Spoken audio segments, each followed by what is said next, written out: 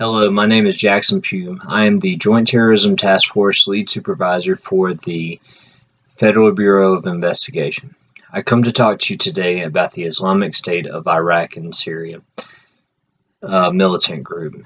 This militant group has released a threat against the United States to include one or many cities that they would like to conduct terrorist activities with them. As there is no actionable or imminent intelligence to a terrorist attack, the Federal Bureau of Investigation does not take this threat lightly, as there are numerous ways that a Islamic militant could slip into the United States through our porous border regions and different crises that are going on within the world. As right now, the Islamic State could possibly infiltrate the United States through our Canadian and Mexican border. The Canadian and Mexican border are two different border regions. The Canadian border stretches over 5,000 miles and is considered the largest border region in the world. The Mexican border, the U.S. State Department has released a statistic that over 17,000 illegal migrants infiltrate this border region into bordering towns along the inside the United States every year. Over 17,000 illegal migrants could do that. So this is one of many ways that the Islamic militants could get inside the United States. Another way that the Islamic militants could infiltrate the United States is through the Syrian refugee crisis.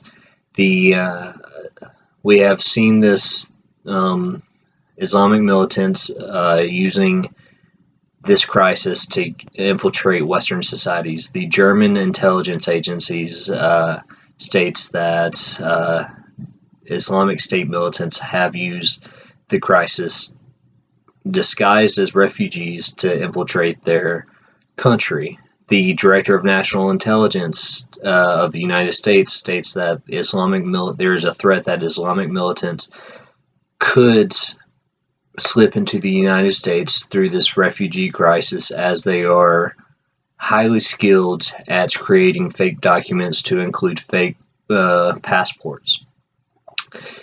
Now, this is one way that terrorist attacks could get inside the United States. Terrorist militants could get inside the United States. Other ways that the militants, an attack could be coordinated is through an ISIS sympathizer.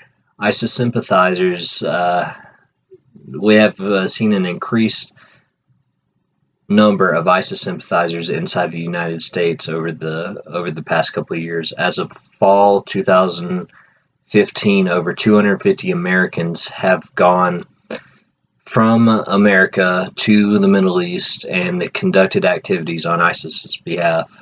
The spread of propaganda is highly used through social media accounts, to include Twitter.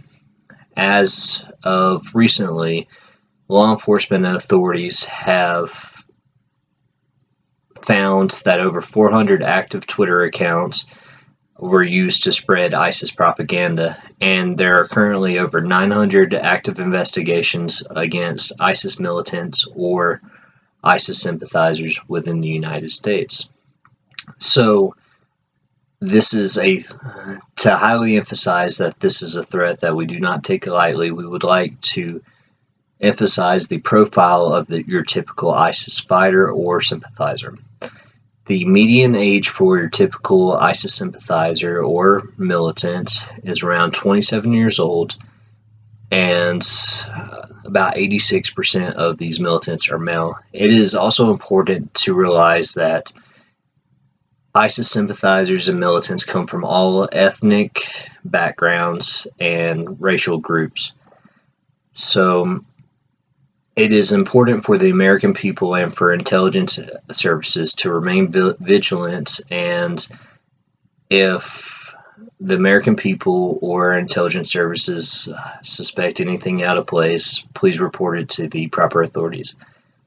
This concludes my briefing. Thank you very much. Have a great day.